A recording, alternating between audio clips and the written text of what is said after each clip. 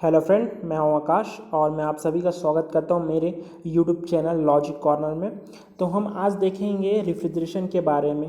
पहले मैं आपको सभी हेडलाइंस और हाईलाइट बता देता हूं कि हमें कैसे पढ़ना है और कैसे हम वीडियो में आगे बढ़ने वाले हैं, ताकि आपका टाइम वेस्ट ना हो। ओके दोस्तों, तो सबसे पहले हम पढ़ेंगे रेफ्रिजरेशन साइकिल की हमें ज़रूरत क्यों पड़ी, बेसिक रेफ्रिजरेशन साइकिल क्या होती है, टर्न ऑफ रेफ्रिजरेशन क्या है और आपका COP क्या होता है और इसके कितने फार्मूले, अलग अलग टाइप के 3-4 फार्मूले, वो सभी हम डिस्कस करेंगे। ओके दोस्तों, और एक प्रैक्टिस सेट लास्ट में मैंने रखा है ताकि आपको ने इससे कितना सीखा और आपकी परफॉर्मेंस क्या है आपको वो चेक करना है। तो एक प्रैक्टिस सेट मैंने रखा है ताकि आपका कॉन्फिडेंस और बिल्डअप हो सके और आपकी तैयारी किस लेवल की है ये आपको पता हो सके। ओके दोस्तों, तो स्टार्ट करते हैं।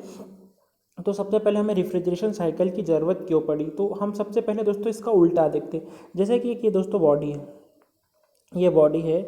यदि ये बॉडी का टेम्परेचर मान लीजिए यहाँ पे 30 डिग्री सेल्सियस है। ओके दोस्तों, यदि मैं इसको टेम्परेचर बढ़ाना चाहता हूँ, मतलब 50-60 करना चाहता हूँ, तो मैं क्या करूँगा, इसको हीट दूंगा, मतलब किसी ना किसी बर्नर के थ्रू इसमें इसको क्या गर्म करना चाहूँगा। ओके दोस्तों, तो ये हमें यहाँ से एक चीज़ तो पता हुई, यदि हम किसी बॉडी को हीट देते हैं तो उसका टेम्परेचर क्या हो जाता है, बढ़ जाता है। लेकिन यदि दोस्तों जस्ट आप इसका उल्टा सोचो, जस्ट आप इसका उल्टा क्या सोचो कि यार यदि हम किसी बॉडी को ठंडा करना चाहते हैं, मतलब अभी इसका 30 डिग्री टेम्परेचर, यदि इसको मैं 20 करना चाहता हूँ या 10 करना चाहता हूँ तो क्या करूँ।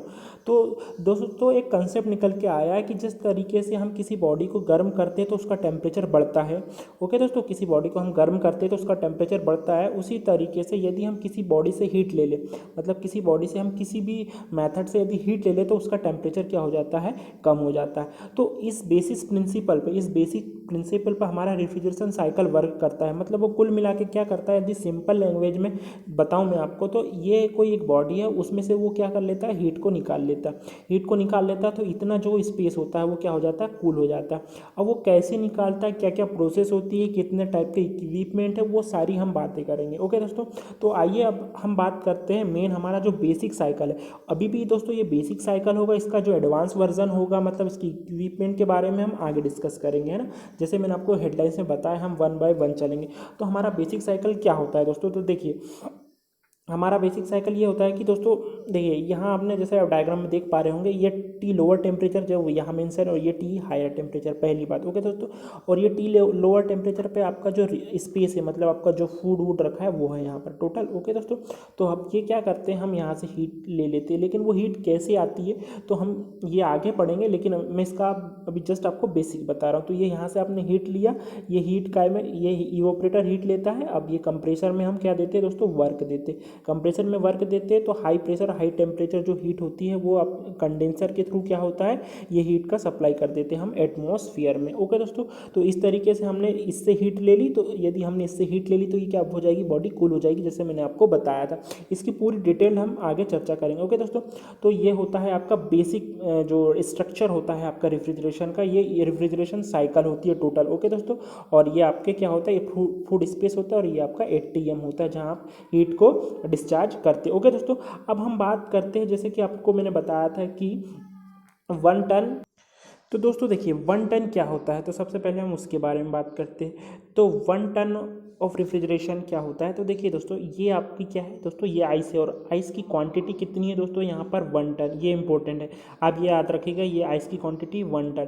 अब दोस्तों क्या होता है ना कि यदि इस आइस को मैं हीट दे दूं या ये हीट ले ले किसी सराउंडिंग से, ओके दोस्तों, तो 24 घंटे में ये जितनी हीट लेती है, ये आइस 24 घंटे में मेल्ट होने के लिए, मतलब आइस से वाटर बनने में जितना अमाउंट ऑफ हीट लेती है, उसको सिंपल भाषा में कहा जाता है 1 टन ऑफ रेफ्रिजरेशन। ओके दोस्तों, इसे कहा जाता है 1 टन ऑफ रेफ्रिजरेशन। अब इसको कैसे मेज़र किया जाता है, इसका मात्रक क्या होता है, तो 1 टन ऑफ रेफ्रिजरेशन होता है आपका 210 किलोजूल पर मिनट। ओके दोस्तों, ये होता है आपका 1 टन की वैल्यू। इसका हिंदी में मतलब देखें तो यदि किसी रेफ्रिजरेशन को बोलेंगे कि ये यदि 1 टन का है, उसका ये मतलब हुआ कि वो पर minute 210 kilo joule of energy ले रहा है किसी भी फूड स्पेस से जिसको आपको ठंडा करना है। जैसे ये फूड स्पेस है, यदि इसको ठंडा करना है तो वो 210 किलो जूल ऑफ एनर्जी लेगा। अब इसको हम यदि दोस्तों किलोवाट में कन्वर्ट करना चाहे तो 210 को डिवाइड बाय 60 कर दोगे तो ये किलोवाट में कन्वर्ट हो जाएगा, मतलब किलो जूल पर सेकेंड जिसको बोलते हैं आपको। ओके दोस्तों, तो इसकी फाइनली वैल्यू आ जाएगी 3.5 किलो जूल पर सेकेंड या किलोवाट, ये होता है 1 टन। 1 टन का मतलब क्या हो जाएगा, 3.5 किलो जूल पर सेकेंड वो एनर्जी लेगा किसी भी फूड स्पेस से जिसको आपको कूल करना है।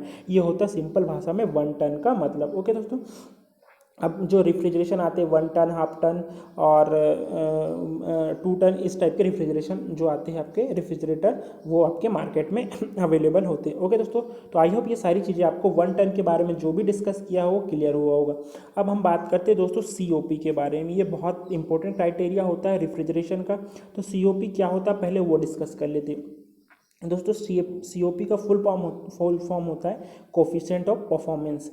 ओके दोस्तों, तो कोफिशिएंट ऑफ परफॉर्मेंस, तो ये परफॉर्मेंस किसकी चेक करते हैं, तो दोस्तों दो रेफ्रिजरेशन या दो से अधिक रेफ्रिजरेशन के बीच में जब हम परफॉर्मेंस को चेक करना होता है तो हम COP का यूज़ करते हैं। तो हम इसका कैसे यूज़ करते हैं, तो दोस्तों देखिए COP का फॉर्मूला होता है, सबसे पहले मैं उसको आपको बता दूँ, उसकी अकॉर्डिंग हम चेक करते हैं। COP का फॉर्मूला होता है Q सप्लाई, जैसे ये वाला सप्लाई है, डिवाइड बाय वर्क इनपुट ये वाला। ओके दोस्तों, Q सप्लाई को दोस्तों रेफ्रिजरेशन इफेक्ट भी बोलते हैं, तो Q रेफ्रिजरेशन इफेक्ट भी बोलते हैं, तो यहाँ आप ये भी लिख सकते हो। ओके दोस्तों, अब दोस्तों देखिए कैसा चेक करता है।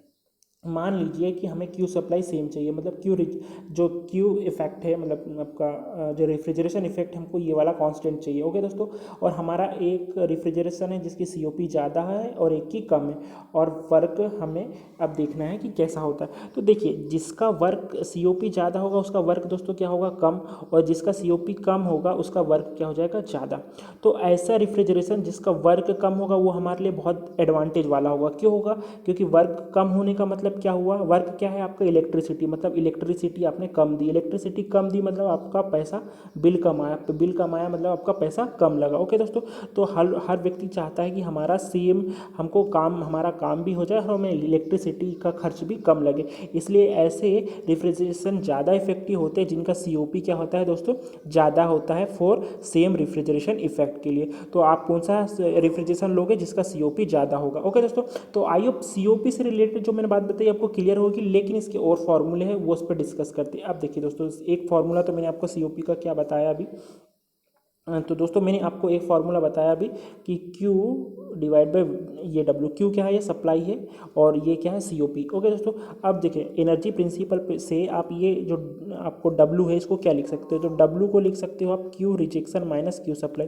तो यहाँ लिख दो Q supply divide by Q rejection minus Q supply. ये आपका क्या हो गया, COP का दोस्तों फॉर्मूला हो गया। अच्छा दोस्तों, ये जो COP का फॉर्मूला है ये सभी के लिए वैलिड है, रिवर्सिबल साइकिल हो या इरिवर्सिबल साइकिल हो, ये COP का फॉर्मूला सभी के लिए वैलिड है। बहुत इंपॉर्टेंट आपको बता रहा हूँ दोस्तों, क्योंकि आप क्वेश्चन में कभी इस पे से कंफ्यूज नहीं होगे, आप दोनों के लिए ये फॉर्मूला लगा सकते हो। अब बात आती है कि जो आपने एक फार्मूला और पढ़ा होगा, जैसे मैंने आपको डिस्कस किया था कि COP के सारे फार्मूले हम यहाँ से क्लियर कर लेंगे।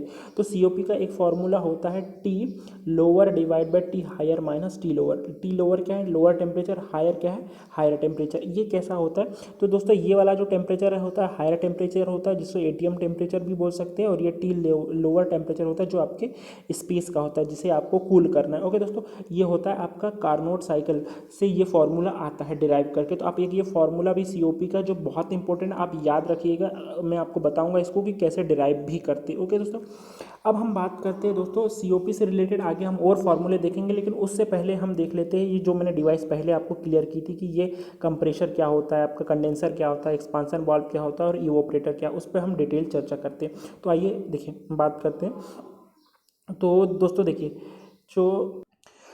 देखिए सबसे पहले हम बात करते हैं कंप्रेशर की। अब कंप्रेशर क्या होता है, तो दोस्तों देखिए कंप्रेशर एक ऐसी डिवाइस होती है जो वेपर का, मतलब जो आपका रेफ्रिजरेंट होगा वो अभी काय में कन्वर्ट रहेगा, वेपर के फॉर्म में कन्वर्ट रहेगा, यानी गैसियस फॉर्म में कन्वर्ट रहेगा। उसका क्या कर देगी दोस्तों, प्रेशर को बढ़ा देगी। ये देखो जो लिखा है मैंने हाई प्रेशर, और यदि दोस्तों प्रेशर बढ़ेगा तो टेम्परेचर भी स्वाभाविक सी बात है बढ़ेगा। ओके दोस्तों, तो कंप्रेसर एक ऐसी डिवाइस होती है जो आपका वेपर रेफ्रिजरेंट होता है, गैसियस रेफ्रिजरेंट होता है, उसका प्रेशर और टेम्परेचर बढ़ा देता है, जैसे आपको यहाँ मेंशन इस पॉइंट तक। ओके दोस्तों, अब क्या होगा दोस्तों, ये जो हाई प्रेशर और हाई टेम्परेचर जो रेफ्रिजरेंट है जो यहाँ मेंशन है वो काय में इंटर होगा, कंडेंसर में इंटर होगा। अब कंडेंसर के काम क्या होते हैं, तो कंडेंसर के दो काम होते हैं दोस्तों। पहला क्या होता है, वो जो वेपर है उसको काय के फॉर्म में कन्वर्ट करेगा, लिक्विड के फॉर्म में कन्वर्ट करेगा। और दूसरा क्या करेगा दोस्तों, कंडेंसर का दूसरा काम है कि जो ये हीट है जो हीट है उसको किस में सप्लाई कर देगा, एटीएम में वो सप्लाई कर देगा। हीट किसके पास है, तो हीट है रेफ्रिजरेंट के पास। जो ये रेफ्रिजरेंट फ्लो हो रहा है ना दोस्तों, आपको मैं कलर चेंज करके बताता हूँ थोड़ा तो क्लियर होगा। जो ये यहाँ जो रेफ्रिजरेंट फ्लो हो रहा है ना दोस्तों, ये वाला, इसकी जो हीट होगी ये एटीएम में वो क्या कर देगा, छोड़ देगा वहाँ पर। वो कौन करेगा, कंडेंसर ऐसा काम करेगा।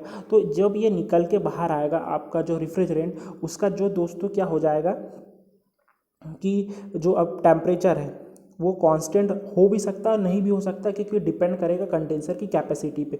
आगे हम डिस्कस करेंगे ऐसा मैं क्यों बोल रहा हूँ। और प्रेशर भी, जो ये कंडेंसर कांस्टेंट प्रेशर पे वर्क करता है, तो जो यहाँ इनिशियल लेवल पे प्रेशर होगा यहाँ भी वही प्रेशर होगा। ओके दोस्तों, जैसा कि ये डायग्राम में मेंशन है, जैसा मैं आपको बता दूँ, ये देखिए ये जो पॉइंट होता है आपका, कौन सा वाला पॉइंट, ये वाला, ये कांस्टेंट प्रेशर लाइन होती है और ये हमारा कंडेंसर का काम करता है। ओके दोस्तों, इसके बारे में डिस्कस करेंगे। पहले हम इससे रिलेटेड सारी इन्फॉर्मेशन ले लेते हैं। ओके दोस्तों, तो अब देखिए हमारा जो रेफ्रिजरेंट यहाँ पहुँच चुका है ऑलरेडी। अब ये क्या होता है, ये थ्रोटलिंग वाल्व में एंटर होता है। तो थ्रोटलिंग वाल्व क्या होता है, थ्रोटलिंग वाल्व क्या होता है, तो उसको देख लेते हैं। थ्रोटलिंग वाल्व दोस्तों, पहली बात है, एक एक्सपांसन डिवाइस होती है। एक्सपांसन डिवाइस 2 टाइप की होती है, एक थ्रोटलिंग वाल्व होती है और एक कैपिलरी ट्यूब होती है। ओके दोस्तों, तो सबसे पहले इनका फंडा देखते हैं। तो क्या होता है इनमें, एक ये होता है, एक ओरिफिस होता है, यानी एक स्मॉल होल होता है। स्मॉल होल से जब आपको रेफ्रिजरेंट पास करवाते हो तो दोस्तों यहाँ पर बहुत ज़्यादा फ्रिक्शन होता है। तो फ्रिक्शन के कारण क्या होता है, प्रेशर का दोस्तों लॉस होता है। प्रेशर का लॉस होता है तो टेम्परेचर का भी लॉस होता है, मतलब दोनों डिक्रीज होंगे। आपका प्रेशर भी डिक्रीज होगा, टेम्परेचर भी डिक्रीज होगा। इसलिए आप यहाँ देख पा रहे होंगे दोस्तों, मैंने क्या लिखा है, low pressure and low temperature यहाँ पर पहुँच गया। ये थ्रोटलिंग वाल्व का मेन काम होता है। ओके दोस्तों, जैसा कि मैंने बताया, एक थ्रोटलिंग वाल्व होता है और एक कैपिलरी ट्यूब होता है। तो कैपिलरी ट्यूब जो यूज़ होता है वो स्मॉल इंडस्ट्री में, यानी छोटे जो आपके डोमेस्टिक रेफ्रिजरेटर में यूज़ होता है। और थ्रोटलिंग जो डिवाइसेस होती है आपकी, इनको यूज़ किया जाता है हायर यानी बड़ी बड़ी इंडस्ट्रियों में यूज़ किया जाता है। तो आई होप ये चीज़ें मैंने आपको जो डिफरेंस बताया ये क्लियर होगा। अब देखो आपका यहाँ जो रेफ्रिजरेंट है ये क्या है, लिक्विड जो रेफ्रिजरेंट है वो अभी किस फॉर्म में, वो अभी भी आपका लिक्विड फॉर्म में है और आपका गैसियस फॉर्म, दोनों का मिक्सचर में है। ओके दोस्तों, तो अब ये क्या करेगा, ये इंटर करेगा इवोपरेटर में, इवोपरेटर में इंटर करेगा। और ये जो मैंने आपको कॉइल बताई है दोस्तों, ये जो मैंने ये आपको कॉइल बताई है, ये वाली जो कॉइल बताई है जो, तो इससे क्या होगा, ये फूड स्पेस से, यह पूरा फूड स्पेस, तो ये फूड स्पेस से ये कॉइल में क्या होगा, रेफ्रिजरेंट फ्लो हो रहा है, जिसका टेम्परेचर क्या है दोस्तों, लो है, जिसका टेम्परेचर क्या है, लो है। और ये जो फूड स्पेस है इसका टेम्परेचर क्या है, हाई। तो आपको पता होगा जब भी हीट सप्लाई होगी हाई टेम्परेचर टू लोअर होगी। ओके दोस्तों, ये तो आपको पता होगा। तो high temperature to lower temperature heat का सप्लाई कर देंगे, तो ये जो लिक्विड रेफ्रिजरेंट था, लो प्रेशर लो टेम्परेचर, ये काय में कन्वर्ट हो जाएगा दोस्तों, ये वेपर फॉर्म में यानी गैसियस फॉर्म में आपका कन्वर्ट हो जाएगा। और इसका प्रेशर क्या रहेगा, कांस्टेंट, क्योंकि इवोपरेटर भी कांस्टेंट प्रेशर पे वर्क करता है। ओके दोस्तों, तो ये जो चीज़ें डिस्कस करी ये आपको क्लियर हुई होगी। और अगेन अब इनलेट पे हमारा क्या पहुंच जाएगा, आपका जो आपका रेफ्रिजरेंट है वो आपका इंटर कर जाएगा। ओके दोस्तों, तो आई होप ये सारी चीज़ें आपको जो मैंने बताई है यहाँ से क्लियर हुई होगी। अब हमारा जो अगला डायग्राम उस पर चलते हैं और इन दोनों से क्या क्या रिलेशन इन्फॉर्मेशन निकलती है उनके बारे में बात करते हैं दोस्तों। तो जैसे कि ये मैंने बात कर रहा हूँ, मैं आप ये डायग्राम की बात करता हूँ। तो दोस्तों देखिए, ये जो आपका 1 पॉइंट होता है ना दोस्तों, ये कंडेंसर का पॉइंट कंप्रेसर का इनलेट पॉइंट होता है। अब यहाँ से देखो ये एस क्या है, एंट्रोपी कांस्टेंट। तो एंट्रोपी कांस्टेंट पे ये क्या होता है, आपका कंप्रेसर इसको क्या करता है, कंप्रेस करता है। एंड देन ये आपका जो 2 पॉइंट होता है, ये 2 पॉइंट होता है इनलेट ऑफ कंडेंसर का, कंडेंसर के इस पॉइंट पे वो इंटर करता है। तो आप देखिए कंडेंसर 2 काम करता है, एक तो इसको डी सुपर हीट कर रहा है ना, सुपर हीट रीजन को कन्वर्ट कर रहा है, और इसको क्या लिक्विड में कन्वर्ट कर दिया इसने, 2 काम हो गए। और यहाँ हीट का भी सप्लाई कर दिया। अच्छा दोस्तों, यहाँ हीट का सप्लाई इसलिए होता है कंडेंसर में, आपका दोस्तों किस में, कंडेंसर में, क्योंकि यहाँ का जो टेम्परेचर होता है ना दोस्तों, एटीएम का टेम्परेचर वो लो होता है एज़ कम्पेयर टू ये वाला टेम्परेचर। यहाँ टेम्परेचर हाई होता है, तो आपको पता है हीट का supply higher temperature to lower temperature होगा, तो हीट यहाँ से जो आपका कंडेंसर है एटमॉस्फेयर में डिस्चार्ज कर देता है। ओके दोस्तों, ये आपको क्लियर होगा। और 3 से 4 दोस्तों मैंने इसको डॉटेड लाइन से शो किया है, क्योंकि ये इरिवर्सिबल प्रोसेस होती है, यहाँ बहुत ज़्यादा फ्रिक्शन होता है। तो जहाँ फ्रिक्शन होता है वो इरिवर्सिबल प्रोसेस होती है, इसलिए मैंने इसको डॉटेड लाइन से शो किया है। और इसमें क्या होता है, आपका जो थ्रोटलिंग वाल्व होता है, ये 3 से 4 आपका थ्रोटलिंग डिवाइस का काम हो रहा है यहाँ पर। ओके दोस्तों, तो थ्रोटलिंग डिवाइस में एंट्रोपी दोस्तों बढ़ गई है और ये क्या कर देता है, प्रेशर को रिड्यूस कर देता है, जैसा कि मैंने आपको बताया ऊपर वाले डायग्राम, जैसा कि आप देख सकते हैं यहाँ पर जो मैंने आपको बताया था, यहाँ पर कि ये प्रेशर को क्या कर देते हैं, इसने रिड्यूस कर दिया। यहाँ हाई प्रेशर था और यहाँ आते आते क्या हो गया दोस्तों, लो प्रेशर होगा, और ये आपका इवोपरेटर। और ये देखिए, तो इस डायग्राम में देखिए, तो ये 4 से 1 आपका इवोपरेटर होगा। इसी को हम बोलते हैं रेफ्रिजरेशन इफेक्ट। किसको बोलते हैं रेफ्रिजरेशन इफेक्ट दोस्तों? तो देखिए मैं आपको बताता हूँ, जो आपका 4 से 1 होता है, मतलब ये वाला, तो ये आपको रेफ्रिजरेशन इफेक्ट, मतलब ये आपका फूड स्पेस है, आप यहाँ से हीट लेते हैं। ओके दोस्तों, इसको बोलते हैं आपका रेफ्रिजरेशन इफेक्ट। तो आई होप ये चीज़ें आपको क्लियर हुई होगी। ये टीएस डायग्राम होता है। ओके दोस्तों, कौन सा डायग्राम होता है? TS diagram. इससे भी बहुत सारे क्वेश्चन बनते हैं कि कौन से प्रेशर प्रोसेस किस किस में होती है, तो आपके कंडेंसर में होती है, ऑपरेटर में होती है। ओके दोस्तों, तो आई होप ये सारी चीज़ें जो मैंने डिस्कस की है वो क्लियर होगी। इससे रिलेटेड एक अच्छी इन्फॉर्मेशन और बताता हूँ दोस्तों आपको, कि देखिए क्या होता है ना, जो यदि आप चाहते तो आपका जो ये वाला पॉइंट है, यहाँ से भी आप जा सकते थे, मतलब कंडेंसर का जो कंप्रेसर का इनलेट ये भी पॉइंट हो सकता था। लेकिन यदि कंप्रेसर का इनलेट ये वाला पॉइंट होता है, तो आप यहाँ देख रहे हैं ये लिक्विड और वेपर का मिक्सचर है। यदि लिक्विड वेपर का मिक्सचर है तो हमारा ये कंप्रेसर है। ओके दोस्तों, अब कंप्रेसर के हेड पे ये इसके वाल्व होते हैं। अब क्या होगा ना दोस्तों, यदि ऐसा रहा, ये लिक्विड और वेपर का मिक्सचर रहा ना दोस्तों, तो होगा यूँ कि जो लिक्विड फॉर्म का जो आपका है रेफ्रिजरेंट, वो क्या कर जाएगा, वो इस ऑयल को, जो इसके पिस्टन की जो वाल्व होती है ना, जो सिलेंडर की वाल्व होती है, यहाँ पर ऑयल होता है, उस ऑयल को क्या कर देगा, अपने साथ बहा के ले जा लेगा। यदि उसने बहा के ले जा लिया तो जो वियर रेट होगा, मतलब कटने फटने का जो रेट होगा, वियर रेट होगा सिलेंडर के हेड पे, वो बढ़ जाएगा। और कई बार ये क्या कर सकता है, वाल्व को चोक कर सकता है, जो आपके कंप्रेसर के वाल्व होता है। इसलिए आपको लिक्विड रेफ्रिजरेंट हम यूज़ नहीं करते। हमारा मकसद होता है कि हम इतना हीट ले लें ये ऑपरेटर से, ताकि हमारा ये जो पॉइंट है यहाँ पर पहुँच जाए या इससे आगे पहुँच जाए। ओके दोस्तों, तो ये क्वेश्चन पूछा जा सकता है, इसलिए मैंने आपको इससे मेन इन्फॉर्मेशन दे दी। ओके दोस्तों, अब हम बात करते हैं कि इनसे हम हीट कैसे निकालेंगे, वर्क कैसे निकालेंगे। अलग अलग डिवाइस अलग अलग उस पर काम करती है। तो आइए हम इसी डायग्राम पे चलते हैं और मैं आपको समझाता हूँ कि कैसे हमको वर्क और हीट निकालना है। ओके दोस्तों, तो दोस्तों देखिए, आपने स्टडी फ्लो एनर्जी इक्वेशन का नाम सुना होगा। स्टडी फ्लो एनर्जी इक्वेशन एक प्रकार की टोटल एनर्जी कंजर्वेशन इक्वेशन ही है। तो जिसका फॉर्मूला देखिए, H1 plus kinetic energy plus potential energy plus Q equal to H2 plus kinetic energy plus potential energy plus W, ये पूरा फॉर्मूला होता है। ओके दोस्तों, तो देखिए इस पूरे डिवाइस में, मतलब इसके डिवाइस के लिए, इस डिवाइस के लिए, इस डिवाइस के लिए, इस डिवाइस के लिए काइनेटिक पोटेंशियल एनर्जी का चेंज, मैं चेंज की बात कर रहा हूँ, individual kinetic energy potential energy की बात नहीं कर रहा हूँ। मतलब ये वाली काइनेटिक एनर्जी जब इधर आएगी तो इसका चेंज कहलाएगा। तो इन दोनों का चेंज क्या होगा, जीरो होगा सभी के लिए, मतलब ये चारों डिवाइस के लिए। सेम पोटेंशियल एनर्जी का चेंज भी क्या हो जाएगा दोस्तों, जीरो हो जाएगा। तो जो हमारी फाइनल इक्वेशन बचेगी, H1 plus Q equal to H2 plus W, ये हमारी मेन इक्वेशन होगी। इससे हम सब कुछ निकाल लेंगे। ओके दोस्तों, तो आई होप अब मैं आपको बताता हूँ कि कैसे हम हीट निकालेंगे, वर्क निकालेंगे सभी के लिए। ओके दोस्तों, तो अब देखिए, हम सबसे पहले बात करते हैं कंप्रेसर के लिए। तो कंप्रेसर वर्क कैसा निकलेगा, तो इसके लिए मैंने आपको बताया H1 इस पॉइंट का दे दिए, Q ये हो गया H2 प्लस W।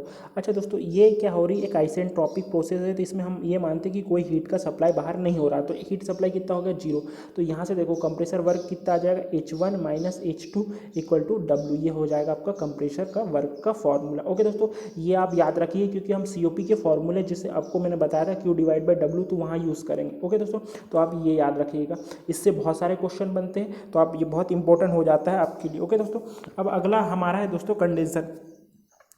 तो कंडेंसर देखिए, कंडेंसर कैसा बनाएंगे, देखिए इसको यदि आप 1 मान ले तो H1 plus Q equals to H2 plus क्या हो गया दोस्तों, W। ओके दोस्तों, अब देखिए कंडेंसर कोई वर्क नहीं देता, तो वर्क जीरो हो गया। तो यहाँ से हीट की वैल्यू, जो हीट ट्रांसफर हो रही है उसकी वैल्यू कितनी आ जाएगी, H2 माइनस H1। H2 क्या हो जाएगा, इस पॉइंट का इस पॉइंट पे, और 1 क्या हो जाएगा, इस पॉइंट पे। तो जो हीट सप्लाई करी है हमारे कंडेंसर ने, वो कितनी की है, H2 minus H1। I hope ये भी चीज़ आपको क्लियर हुई होगी, बहुत ईजी है ना। और स्टडी फ्लो एनर्जी इक्वेशन हम इसलिए लगा रहे हैं क्योंकि ये सारे डिवाइसेस क्या है, ओपन सिस्टम के अंतर्गत आती है, हम इसलिए हम स्टडी फ्लो एनर्जी इक्वेशन लगा रहे हैं। अगला है हमारा थ्रोटलिंग वाल्व। थ्रोटलिंग वाल्व के लिए हम देखते क्या होती है। तो थ्रोटलिंग वाल्व दोस्तों, ये इक्वेशन लिखी मैंने, W/H2। अब देखिए ना इसने ये हीट का ट्रांसफ़र करता है ना वर्क देता है, तो इस केस में एंथैल्पी क्या हो जाती है दोस्तों, थ्रॉटलिंग वाल्व के केस में कांस्टेंट हो जाती है। इसलिए आपने देखा होगा कि एक कांस्टेंट जो एंथैल्पी होती है किसके लिए, थ्रॉटलिंग वाल्व के लिए कांस्टेंट होती है। बहुत जगह आपने सुना होगा, वो इसलिए होती है क्योंकि इसका रीज़न जैसे मैंने अपने यहाँ डिस्कस किया वो होता है। ओके दोस्तों, तो यहाँ से अब ये चीज़ें क्लियर हो गई। अब देखिए इवोपरेटर हमारा मेन होता है। अब देखिए इसके लिए यदि मैं इसी इक्वेशन, तो हमको यही यूज़ करना है सभी के लिए, तो देखिए इसको 1 मान लेता हूँ, इसको 2 मान लेता हूँ। तो देखिए इवोपरेटर हमारा वर्क प्रोड्यूस नहीं करता, तो H1 + Q = क्या हो जाएगा, सिर्फ H2, और W क्या हो जाएगा दोस्तों 0। तो यहाँ से जो Q की वैल्यू आएगी, मतलब Q कितना आ जाएगा आपका, तो दोस्तों Q आ जाएगा आपका Q आ जाएगा H2 - H1। ये इतनी हीट आपके जो फ्लूइड स्पेस है, यहाँ से फूड स्पेस इसने आपका रेफ्रिजरेंट ने लिया। ओके दोस्तों, तो आई होप ये सारी चीज़ें आपको क्लियर होगी कि कैसे फार्मूला आया था और कैसे आपके फार्मूले अदर आते। अब दोस्तों हम बात करते हैं COP के एक और फार्मूले की। ये तीनों फार्मूले आपको याद रखना। तो COP क्या होता है, आपको बताया था Q/W, और Q का ये Q क्या होता है, ये Q सप्लाई इसका होता है। तो इसका मैंने अभी बताया आपको H2 - H1 डिवाइड बाई ये वर्क। तो वर्क में जो इस पॉइंट का होगा वो एंथैल्पी, और इस पॉइंट की जो एंथैल्पी होगी वो, यदि इसको मैं मान लूँ 1 2 3, तो इसकी एंथैल्पी होगी H3 - H2। ओके दोस्तों, और ये क्या है आपका 2 और ये आपका क्या है 1। तो आई होप ये फार्मूला क्लियर हुआ होगा आपको, कैसे आता है, कैसे मतलब कैसे डिराइव होता है ये सारी चीज़ें। अब हम इसके बाद जब क्वेश्चन करेंगे तो इससे अच्छी अच्छी अब चीज़ें आपको और क्लियर होगी इससे रिलेटेड। ओके दोस्तों, तो दोस्तों अब हम क्या करेंगे कि हमारे सारी चीज़ें अब क्लियर हो गई। अब हम लगाएंगे टेस्ट, ताकि आपके परफॉर्मेंस को चेक कर सकें। ओके दोस्तों, तो अब लगाते हैं टेस्ट।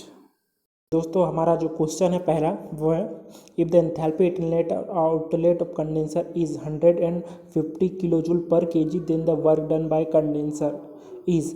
अब देखिए दोस्तों हमें पूछा है वर्क डन, तो दोस्तों अब बहुत सारे लोग अब इसमें क्या गलती करने वाले हैं ये देखते हैं हम लोग। तो एक मिनट पहले दोस्तों ये थोड़ा क्लियर हो जाए।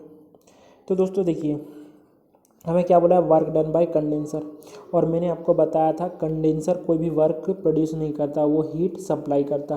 तो इसके द्वारा आंसर क्या हो जाएगा, वर्क प्रोड्यूस बाय जो कंडेंसर हो जाएगा वो क्या हो जाएगा, 0 हो जाएगा। ऑप्शन नंबर 3 आपका इसका करेक्ट आंसर हो जाएगा। लेकिन बहुत सारे लोग क्या करेंगे, 100 - 50 करके इसका आंसर 50 लगा देंगे। ओके दोस्तों, तो ये ऐसी गलती ना करें। मैंने आपको पहले पर कहा कि क्वेश्चन बहुत ही स्मार्ट तरीके से और केयरफुली पढ़ना है आपको। ओके दोस्तों, तो इसका आंसर हो जाएगा 0।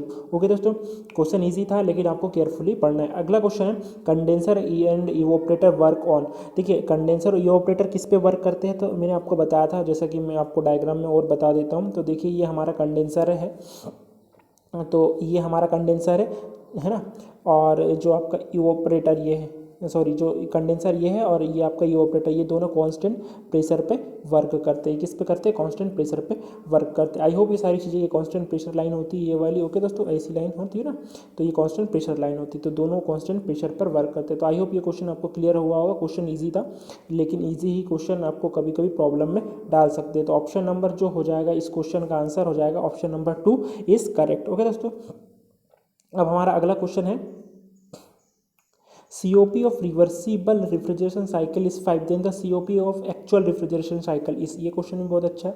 तो दोस्तों क्या होगा अब इससे, बहुत सारे लोग सोचेंगे तो COP रिवर्सिबल साइकिल तो दिया है, then COP of actual cycle refrigeration cycle पूछ रहा है, तो वही पूछ रहा है।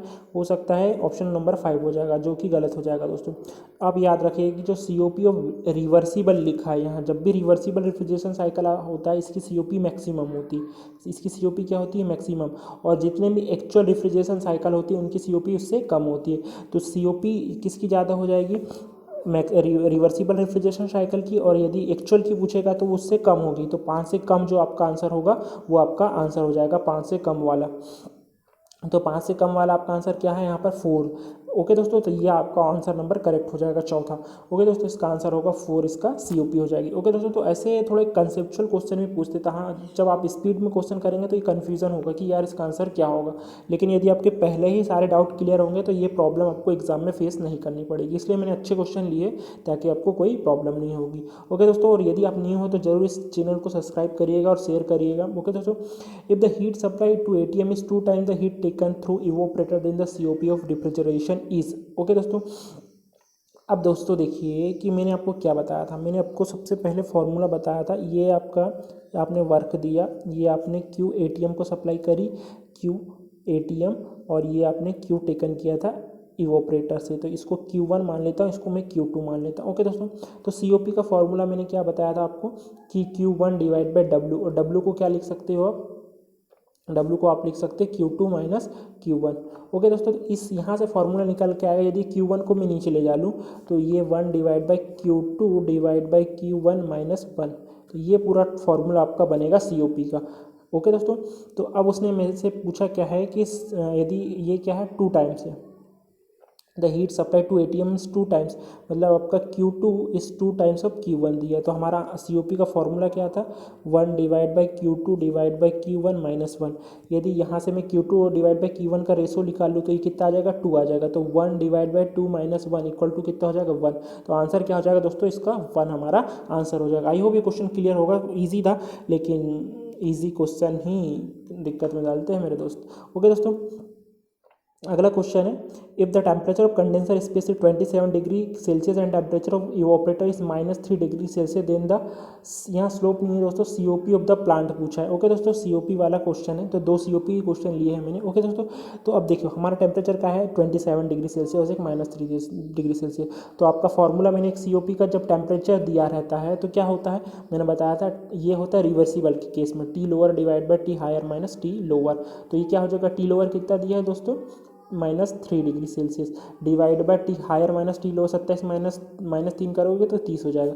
लेकिन ये तो नेगेटिव में आंसर आ गया, ये तो नेगेटिव में आंसर आ गया, तो आप बहुत सारे लोग क्या गलती करने वाले, इसका आंसर नन लगा के आने वाले डेफिनेटली। लेकिन सबसे इंपॉर्टेंट बात आपको याद रखना है कि टेम्परेचर जो डिग्री सेल्सियस में दिया है इसको हमेशा आपको काय में केल्विन में कन्वर्ट करना है।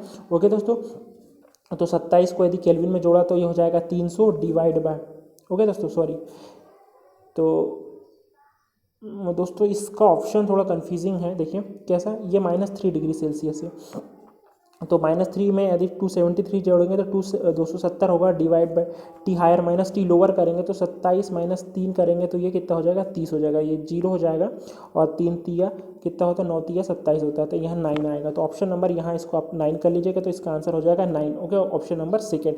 ओके दोस्तों, तो आई होप ये चीज़ें आपको क्लियर हुई होगी जो मैंने बताया। इसका फॉर्मूला होता है T lower divide by T higher minus T lower. Okay दोस्तों, तो आपको नन नहीं लगा के आना है। ओके दोस्तों, आपको हमेशा टेम्परेचर को पहले केल्विन में कन्वर्ट करना है। ओके दोस्तों, तो आई होप सारे क्वेश्चन दोस्तों, अभी मैंने क्वेश्चन इतने ही डिस्कस किए हैं, तो आपको ये क्वेश्चन अच्छे भी लगे होंगे, कुछ अच्छे कंसेप्चुअल क्वेश्चन थे, जहाँ आपको प्रॉब्लम हो सकती है वो मैंने सारे पॉइंट डिस्कस कर लिए, तो आपको शायद ये सारी चीज़ें क्लियर हुई होगी। थैंक यू इस वीडियो को देखने के लिए, और ज़रूर शेयर करिए।